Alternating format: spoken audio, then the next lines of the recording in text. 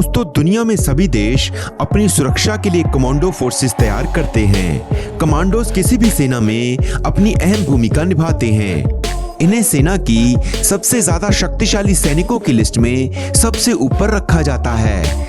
देश की सुरक्षा से लेकर बड़े बड़े नेताओं की सुरक्षा, search operations, secret missions, hostages को बचाना, राष्ट्र की सुरक्षा करना, रेस्क्यू ऑपरेशंस, युद्ध में दुश्मनों को मात देना, ये सभी काम करने में कमांडो सक्षम होते हैं।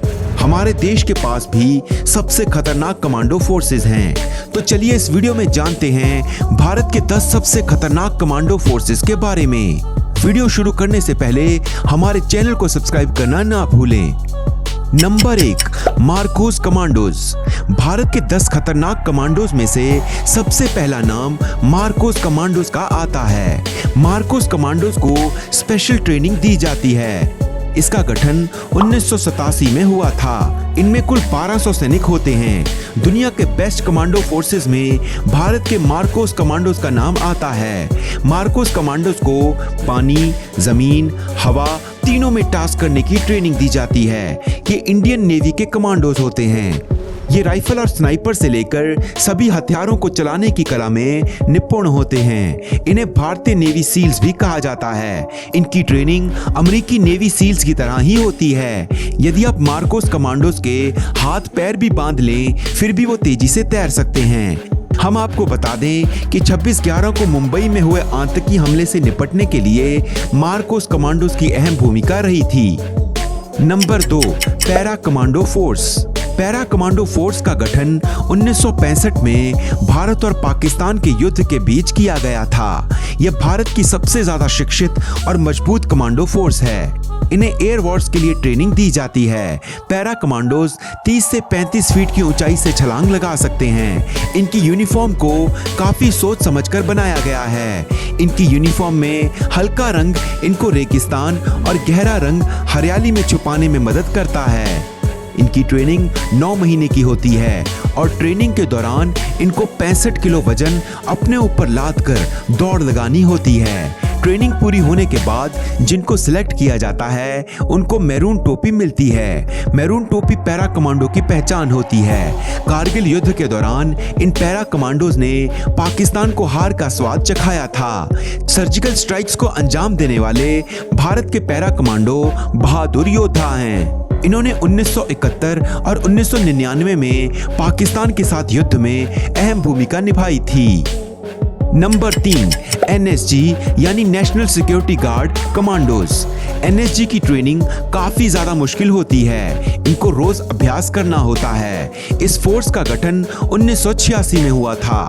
इनकी ट्रेनिंग 14 महीने की होती है और फिलहाल इस फोर्स में 10,000 जवान हैं। ये गृह मंत्रालय के अंडर काम करती है। एनएसजी कमांडो के सैनिक पुलिस, पैरामिलिट्री और तीनों सेनाओं के लिए होते हैं। ये बम निरोधक, वीआईपी सुरक्षा और कर्फ्यू में माहिर होते हैं। इन कमांडोज को ब्लैक कैट या ब्लैक कमांडो भी कहा जाता है। ये आतंकवादियों से लड़ने में बहुत सक्षम होते हैं। 26/11 के मुंबई हमले और अक्षरधाम मंदिर पर हमले में इन्होंने ही आतंकियों को मात दी थी। ये आतंकरोधी अभियानों में पूरी तरह से सक्षम है। सेना के जवानों को कम से कम 10 वर्ष काम करने के बाद एनएसजी कमांडो की ट्रेनिंग दी जाती है। Number 4, cobra commandos. Cobra commando force का गठन 2008 में किया गया था। कोबरा कमांडो का पूरा नाम commando battalion for resolute action है। इनकी ट्रेनिंग 3 महीने की होती है। इस फोर्स में 10,000 कमांडोज हैं जिन्हें अलग अलग कामों के लिए अलग अलग टीम में बांटा गया है। इस फोर्स के जवानों को गोरिल्ला ट्रेनिंग दी जाती है। इसके जवान घात लगाकर हमला करने में एक्सपर्ट होते हैं। ये फोर्स ज्यादातर गुप्त काम करती है। राष्ट्र भवन, संसद भवन और कई इमारतों की सुरक्षा की जिम्मेदारी इनकी ही होती है। इन्हें दुनिया की बेस्ट पैरामिलिट्री फोर्स में गिना जाता है। कोबरा कमांडोज जंगल के वातावरण में सरवाइव करने के लिए जाने जाते हैं। इनसे ट्रेनिंग लेने के लिए कई देशों के जवान आते हैं। Number 5, Garud commando force. Garud commando force का गठन 2004 में एयरफोर्स की सुरक्षा के लिए किया गया था। ये कमांडोज सीमा के पीछे तैनात रहते हैं। गरुड़ कमांडोज रात, हवा और पानी में लड़ाई करने की क्षमता रखते हैं। वायु हमले और रेस्क्यू के लिए इनको स्पेशल ट्रेनिंग दी जाती है। इस कमांडो फोर्स में लगभग 2000 जवान होते हैं। दूसरे कमांडोज की तुलना में इनकी ट्रेनिंग का टाइम ज्यादा होता है। इनकी ट्रेनिंग 18 महीने की होती है।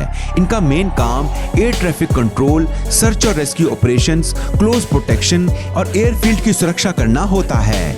अगर एयरफोर्स की किसी बेस पर आतंकी हमला होता है तो ये तुरंत रिस्पॉन्स करते हैं। Number 6, SPG commando force. SPG यानी स्पेशल प्रोटेक्शन ग्रुप का गठन 1985 में हुआ था। इस कमांडो फोर्स का मेन काम प्रधानमंत्री को सुरक्षित रखना होता है। किसी खास अवसर पर ये प्रधानमंत्री के साथ काली यूनिफॉर्म में हाथों में हथियार लेकर तैनात दिखाई देते हैं। इनके पास बहुत से आधुनिक हथियार होते हैं। इनकी यूनिफॉर्म में भी हथियार छुपे होते हैं। ये प्रधानमंत्री और उनके परिवार दोनों की सुरक्षा करते हैं। इस फोर्स में कुल 3000 जवान होते हैं। नंबर 7, घातक कमांडो फोर्स। घातक कमांडो फोर्स का गठन 1965 में हुआ था, जब भारत और पाकिस्तान के बीच युद्ध हो रहा था। जैसा कि इसके नाम से ही पता चल रहा है, ये फोर्स बहुत घातक होती है। मैन टू मैन असॉल्ट में ये बटालियन से आगे चलती है। इनकी ट्रेनिंग भी पैरा कमांडो की तरह की जाती है। जब दुश्मन के साथ आमने सामने जंग होती है तब इनका प्रयोग किया जाता है। 20 आतंकियों पर अकेला एक घातक कमांडो भारी पड़ सकता है। इसमें 7000 कमांडोज होते हैं। पाकिस्तान सर्जिकल स्ट्राइक में पैरा कमांडोज के साथ मिलकर इन्होंने पूरे ऑपरेशन को अंजाम दिया था। Number 8, force 1 commandos. मुंबई आतंकी हमले 26/11 के बाद महाराष्ट्र सरकार ने इनका गठन 2010 में किया था, ताकि दोबारा ऐसी घटना ना हो सके। ये कमांडोज बहुत ही तेज और फुर्तीले होते हैं। इस फोर्स का मुख्य काम मुंबई को सुरक्षित रखना है। ये केवल 15 मिनट में दुश्मनों का सफाया करने की ताकत रखते हैं। ये किसी भी आपदा या हमले का सामना करने के लिए तैयार रहते हैं। फिलहाल इस फोर्स में 300 कमांडोज हैं। इनको ट्रेनिंग एनएसजी कमांडोज द्वारा दी जाती है। Number 9, CISF commando force. CISF का पूरा नाम सेंट्रल इंडस्ट्रियल सिक्योरिटी फोर्स है। इसका गठन 10 मार्च 1969 में हुआ था।